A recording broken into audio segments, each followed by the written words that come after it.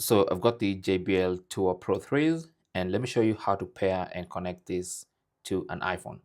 Now, what you want to do is open up the case, make sure first of all the earbuds are charged, and then once you open up the case, the earbuds will go into Bluetooth pairing mode immediately.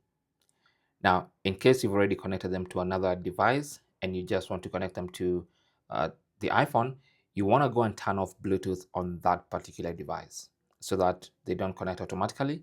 And then you can press and hold this button at the bottom of the case for about 10 to 15 seconds until you see these lights on the earbuds blinking rapidly. That's how you know they're in Bluetooth pairing mode.